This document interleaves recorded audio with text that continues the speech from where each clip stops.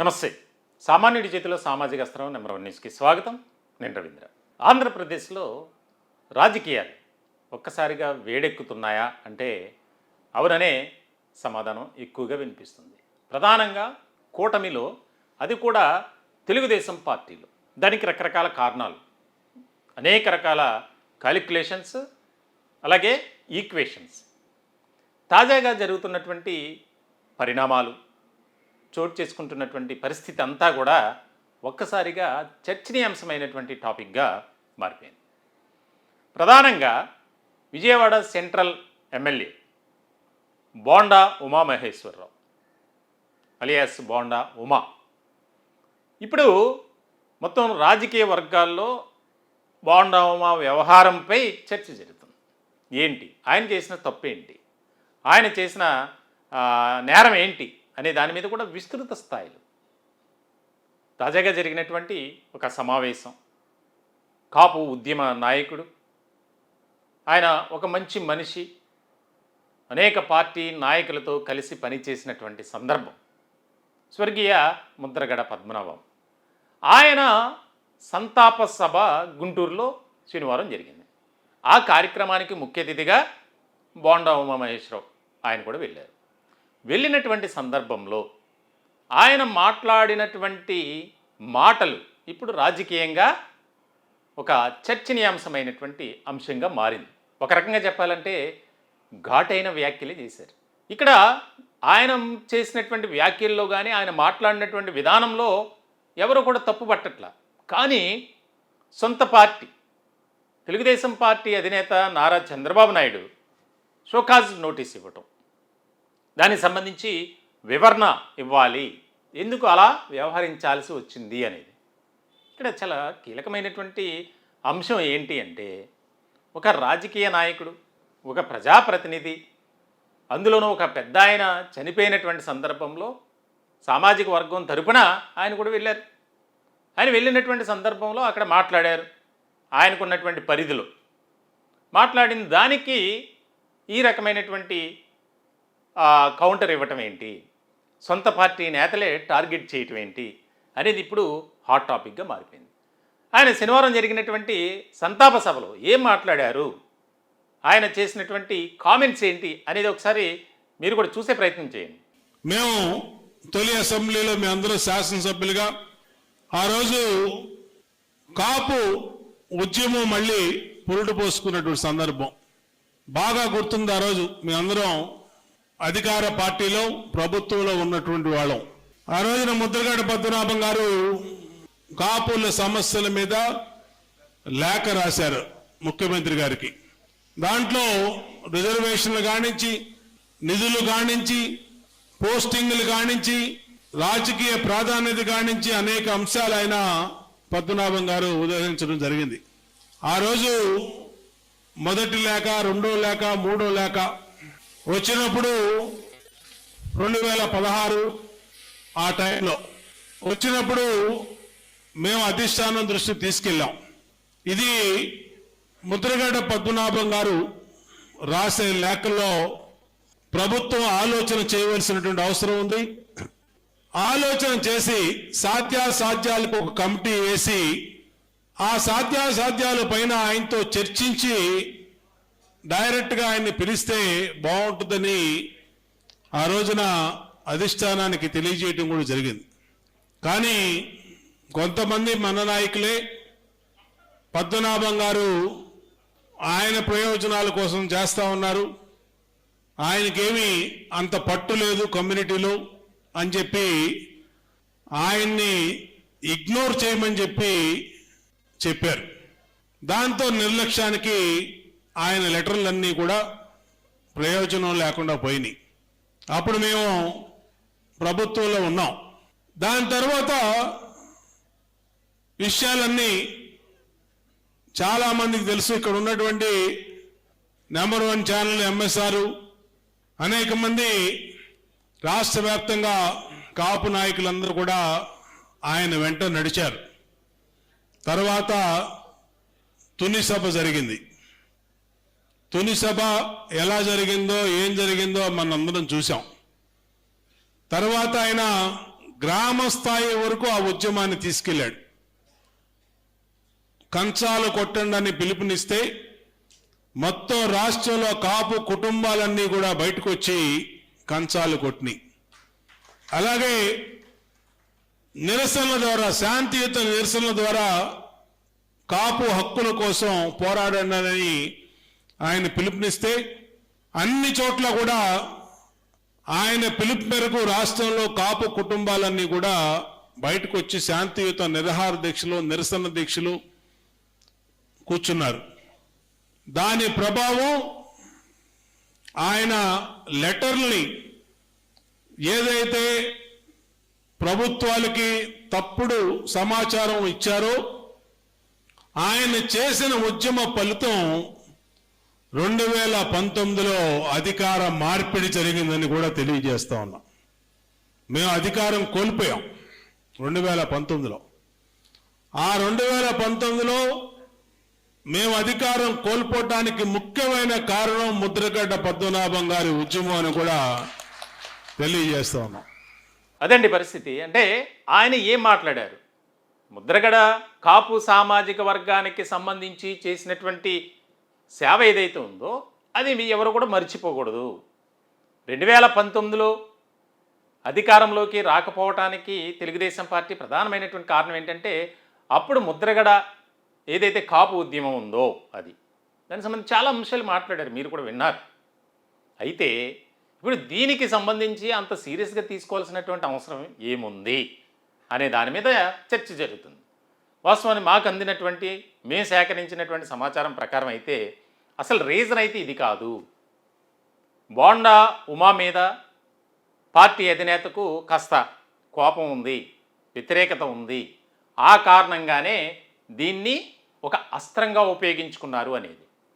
మరి తెలుగుదేశం పార్టీలో ఉన్నటువంటి నాయకులు ఇతర పార్టీ నాయకులతో ఇప్పుడు కలవలేదా? మన కళ్ళ ముందే కనిపిస్తున్నాయిగా.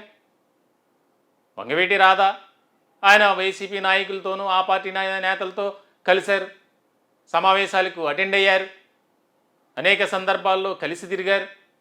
మరి అప్పుడు కనిపించలేదా?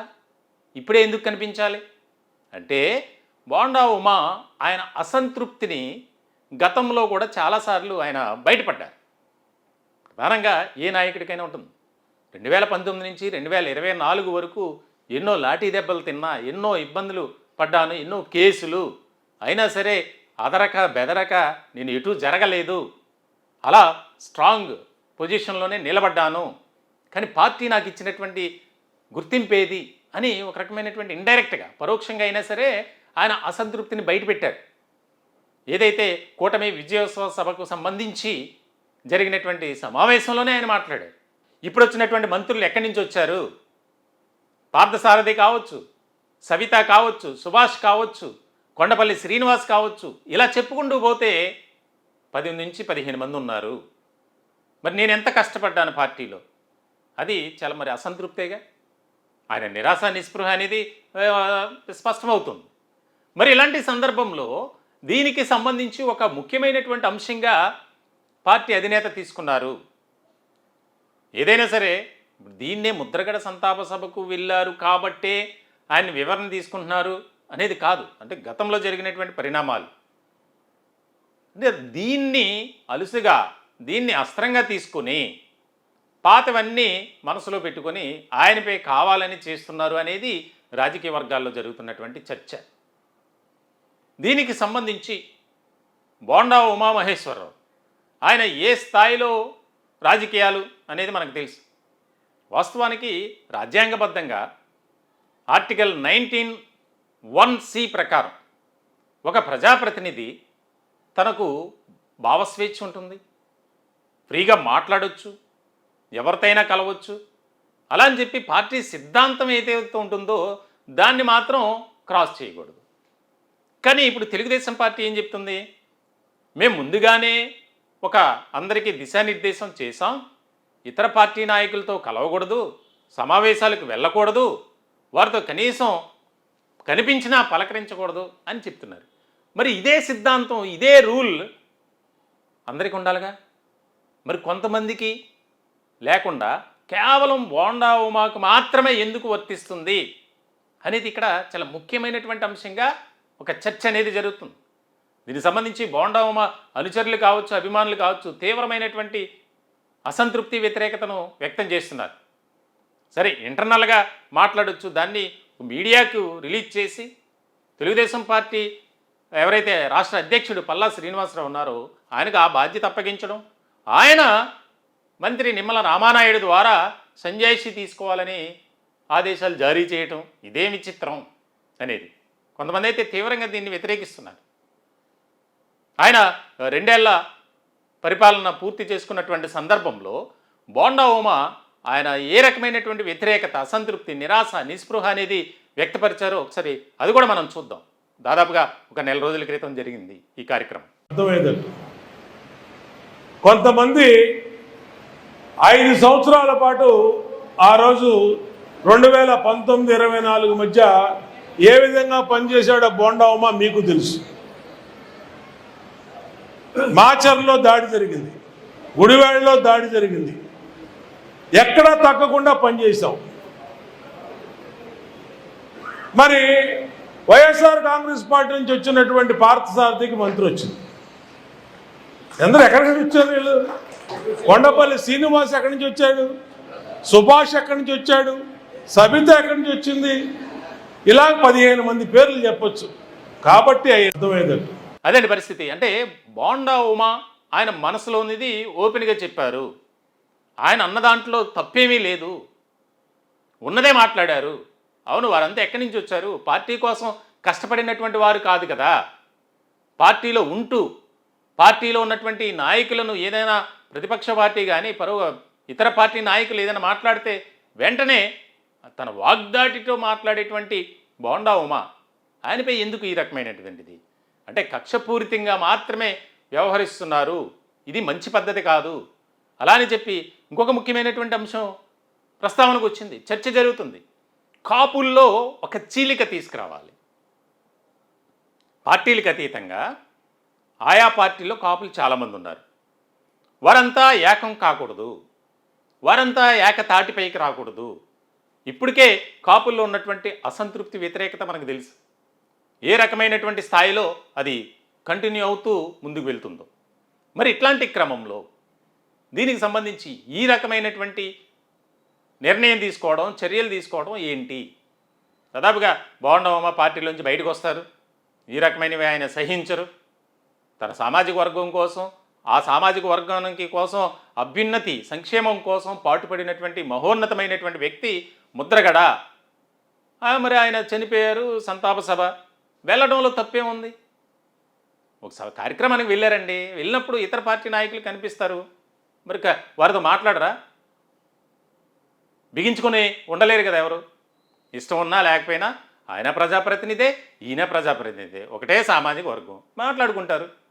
మరి దాన్ని బూచీగా తప్పుగా చూపిస్తే ఎట్లా అనేది ఇది మా అభిప్రాయం కాదు, జరుగుతున్నటువంటి చర్చ. ఇది సంబంధించి రాష్ట్ర రాజకీయ వర్గాల్లో ఒక ఆసక్తికరమైనటువంటి చర్చగానే ఇది నడుస్తుంది. రాష్ట్ర రాజకీయాల్లో బోండా ఉమ వ్యవహారం అయితే కాస్త హాట్గానే ఉంది. దీనికి సంబంధించి భవిష్యత్ కాలంలో ఏ రకమైనటువంటి పరిణామాలు ఉంటాయి, ఎలాంటి పరిస్థితులు ఏర్పడతాయి అనేది చాలా కీలకమైనటువంటి అంశంగా మారేటువంటి అవకాశాలు చాలా స్పష్టంగా కనిపిస్తున్నాయి. మొత్తానికైతే కాపు సామాజిక వర్గంపై కూటమి నేతలు ఒక రకమైనటువంటి అక్కసుతో ఉన్నారు. కావాలని ఉద్దేశపూర్వకంగానే ఇదంతా నడిపిస్తున్నారు. ఈ రకమైనటువంటి విధానం మార్చుకోకపోతే తీవ్రమైనటువంటి పరిణామాలు ఉంటాయి అనేది కాపు సామాజిక వర్గం నుంచి వస్తున్నటువంటి ఒక ఎలివేషన్. చూడాలి ఏం జరుగుతుంది, ఎలాంటి పరిణామాలు చోటు చేసుకుంటాయి అనేది. మరి బోండా ఉమ అసంతృప్తి, వ్యతిరేకత ఏ రకమైనటువంటి పరిస్థితులకు దారితీస్తాయి, అలాగే ఈయన మాట్లాడిన దానికి తెలుగుదేశం పార్టీ అధినేత ఆయన తీసుకునేటువంటి నిర్ణయం ఎలాంటి పరిణామాలకు దారితీస్తుంది అనేది చాలా ముఖ్యమైనటువంటి అంశంగా మారేటువంటి అవకాశం అయితే స్పష్టంగా మనకి రాష్ట్ర రాజకీయాల్లో కనిపిస్తుంది. దీనికి సంబంధించి మీ అభిప్రాయాన్ని కూడా తెలియజేయచ్చు. అదేంటంటే బోండా ఉమామహేశ్వరరావు ఎమ్మెల్యే, విజయవాడ సెంట్రల్ ఎమ్మెల్యేపై ఆ పార్టీ అధినేత నారా చంద్రబాబు నాయుడు విచారణకు ఆదేశాలు ఇవ్వటం, సంజాయిషి తీసుకోమనడం, అంటే ముద్రగడ సంతాప సభకు వెళ్ళటం, వెళ్ళి అక్కడ మాట్లాడటం, వైసీపీ నేతలతో ముచ్చడించడం, దానిపై ఒక రకమైనటువంటి క్రమశిక్షణ చర్యల్లో భాగంగా అని వారు చెప్తున్నారు. దీనికి సంబంధించి మీ అభిప్రాయాన్ని కూడా నిర్భయంగా కామెంట్ రూపంలో తెలియజేయండి. దయచేసి మా ఛానల్ని సబ్స్క్రైబ్ చేసుకోండి. Thank you.